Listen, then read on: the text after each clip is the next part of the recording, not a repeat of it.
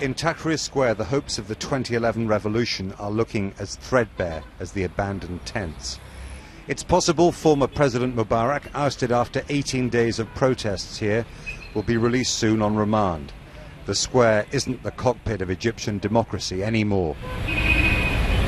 Now the army has the power. It says it's working for the people, and a lot of Egyptians, including secular liberal politicians, agree.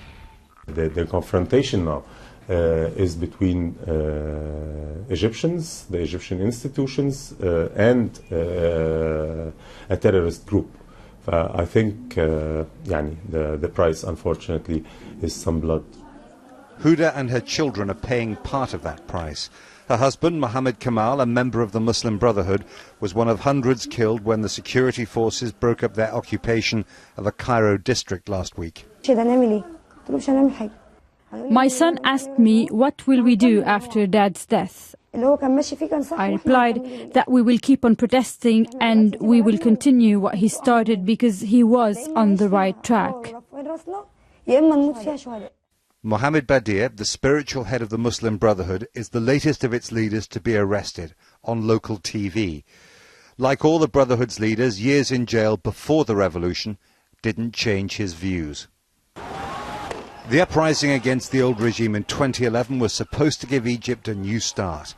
But for many Egyptians, it's feeling now like the old days before the revolution. On the 28th of January 2011, clouds of tear gas rolled off the Castronil Bridge as protesters battled their way into Tahrir Square. Among them was a man called Omar. We walked across the bridge again, but he didn't want his face shown because he feels the police state is back. Even his middle-class secular friends, he says, look suspicious if anyone criticises what the security forces are doing, unlike when they took the bridge. We were angry that day. I wanted freedom, no military. I remember very well. And what have you got? The exact opposite. No freedom and military. The Egyptian military and the politicians who support them say there's only one thing you really need to know about what's happening here. They are fighting a war against Islamist terror. They're hoping that'll be enough to convince their Western allies. But on the other side of Egyptian politics, that's dismissed as a cover-up for a ruthless campaign to break the power of the Muslim Brotherhood. Jeremy Bowen, BBC News, Cairo.